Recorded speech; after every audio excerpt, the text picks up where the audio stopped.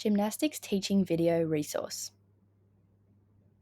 Straight jump on the trampoline. First, start with a hula hoop as a trampoline so students can practice the movement. Start by putting the pressure on your dominant leg and bring the other leg up. Then hop into the hula hoop, landing on both feet. When you get to this position, bend your legs and straight jump, landing in a motorbike position on the mat. Get students to practice, and once they know the movement, try the same on the mini tramp.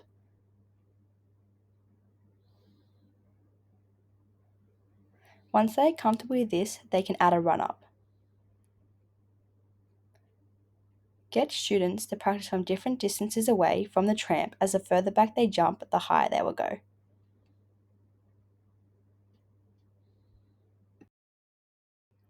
Punch jump dismount on the beam. First, start on the floor using a line as the beam.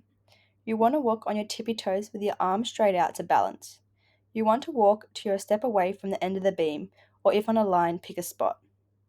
When you get to this position, you want to bring your back foot next to the line and just do a little scoop, bringing the foot in front. As you bring it in front, you want to do a little jump so you land on both legs at the same time. Then bend and do a straight jump, landing in a motorbike off the beam. Once the students are confident with that, they can move on to the beam and try the same thing, making sure they're on their tippy toes with their arms out to balance. They also want to make sure they look straight ahead towards the end of the beam. When they get a step away from the end of the beam, they want to bring their foot down, do a little scoop, bring it back out in front, and do a little jump, laying their feet together. From here, they're going to perform a straight jump off the beam. Once they are confident, they can speed it up. Just ensure they land on both feet before jumping and not just jump on one to avoid injury. Forward roll on the floor. First, you just want to start with some tuck rolls to get a feel of the forward roll shape. Do a few of those. Next, we want to hop into our end cap position, placing both our knees on the ground, hands straight in front, shoulder width apart. Then we want to make sure our chin is tucked towards our chest.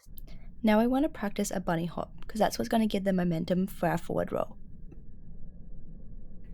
To perform a bunny hop, you want to put the pressure on your arms and kick your legs back up, keeping your feet together.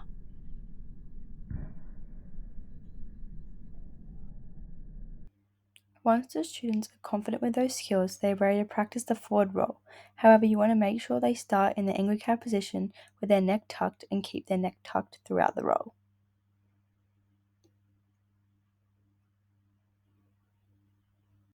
If their neck comes untucked at any time throughout the roll, it can cause serious neck injuries, so ensure all students practice the steps leading up to the skill before performing the forward roll.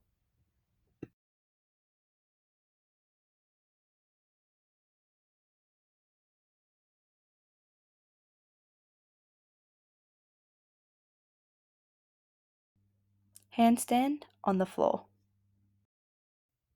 First, you want to start by getting into your dog with a sore leg position. First, put one leg out in front, and then place both hands on the ground, and as you do this, lift up your back leg. Next, you want to practice a dog with a sore leg moving forward. First, put your leg out in front, making sure it's bent. You then want to lean forward, putting all weight on your front leg, and placing your hands on the ground. Once in this position, you're going to push off your leg on the ground and kick up your back foot, bringing both feet off the ground. You want to practice a few times to get a feel of the motion.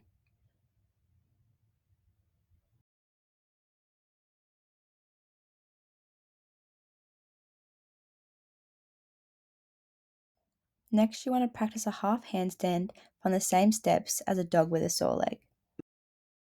You want to start with the dominant leg out in front.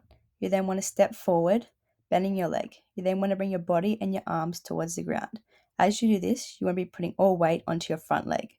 As your hands hit the ground, you want to bring your back leg up, pushing off your foot on the ground. As you do this, you want to kick both legs up together. Once students are confident with the half handstand, they can move into a full handstand. If not, they can keep practicing the half handstand, trying to bring their legs together.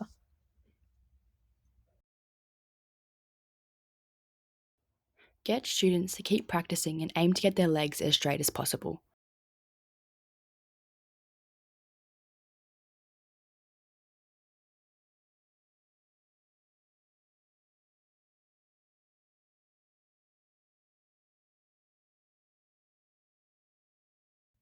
Activities that can be played using gymnastic skills. The numbers game. The first activity is called the numbers game. The students will move around the designated area performing the animal walk chosen by the teacher. This can be a bear walk, crab walk, etc. Once the teacher calls out a number, the students will come together and make a group with that main number of students. Once the groups are made, the teacher will call out a different animal walk and the students perform that. This process can be repeated several times. Here's an example. They move around the area performing their crab walks. When a number is called, they'll get into the groups. 3, just like that.